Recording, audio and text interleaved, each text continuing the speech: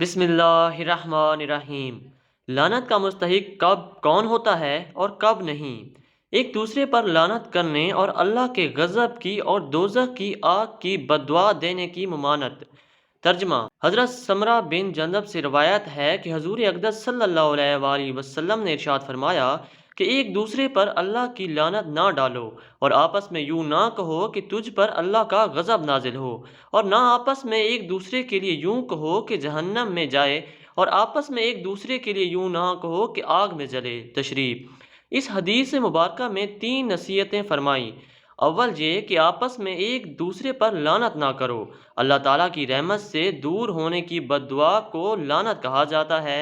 کسی کو یہ کہنا کہ ملعون ہے یا سین ہے یا مردود ہے یا اس پر اللہ کی مار ہے یا اللہ کی پھٹکار ہے، یہ سب لعنت کے مفہوم میں داخل ہے، اور کسی پر لعنت کرنا بہت سخت بات ہے۔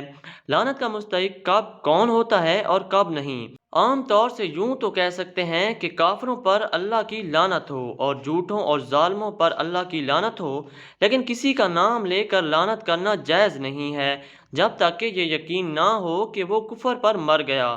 آدمی تو آدمی، بخار کو، ہوا کو، جانور کو بھی لعنت کرنا جائز نہیں۔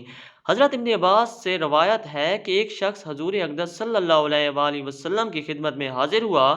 اس نے ہوا پر لعنت کی۔ ان حضرت صلی اللہ علیہ وآلہ وسلم نے فرمایا کہ ہوا پر لعنت نہ کہو، کیونکہ وہ اللہ کی طرف سے ہی حکم دی ہوئی ہے، اور جو شخص کسی ایسی چیز پر لعنت کرے جو لعنت کے مستحق نہیں ہے تو لعنت اس پر لوٹ جاتی ہے جس نے لعنت کی۔ ایک حدیث میں ارشاد ہے کہ بلا شبہ انسان جب کسی پر لعنت کرتا ہے تو لعنت آسمان کی طرف لوٹ جاتی ہے، وہاں دروازے بند کر دیے جاتے ہیں، اوپر کو جانے کا کوئی راستہ نہیں۔ پھر زمین کی طرف اتاری جاتی ہے، زمین کے دروازے بھی بند کر دیے جاتے ہیں، کوئی جگہ ایسی نہیں ملتی جہاں وہ نازل ہو۔ پھر دائیں بائیں کا رخ کرتی ہے، جب کسی جگہ کوئی راستہ نہیں پاتی تو پھر اس شخص پر لوٹ آتی ہے جس پر لعنت کی ہے۔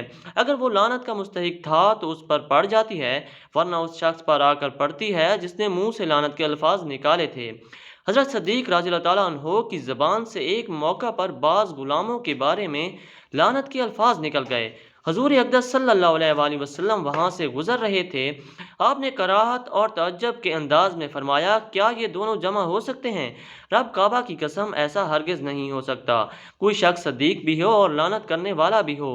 حضرت ابو بکر صدیق پر اس بات کا بہت اثر ہوا، اور اس روز انہوں نے اپنے بعض غلام آزاد کر دیے اور بارگاہ رسالت میں حاضر ہو کر عرض کیا کہ اب ہرگز ایسا نہیں کروں گا۔ حضرت ابو الدرداء سے روایت ہے کہ حضور اقدس صلی اللہ علیہ وآلہ وسلم نے ارشاد فرمایا کہ بلا شبہ بہت لعنت کرنے والے قیامت کے دن کسی کے حق میں گواہ نہ بن سکیں گے اور نہ سفارش کر سکیں گے۔ امید ہے آج کی اس ویڈیو میں آپ کو بہت کچھ سیکھنے کو ملا ہوگا۔ اگر آپ ایسی مزید اسلامی ویڈیوز دیکھنا چاہتے ہیں تو ہمارے چینل کو لازمی سبسکرائب کریں۔ انشاءاللہ زندگی رہی تو اگلی ویڈیو میں ملاقات ہوگی۔ اپنا بہت سارا خیال رکھیے گا۔ اللہ حافظ۔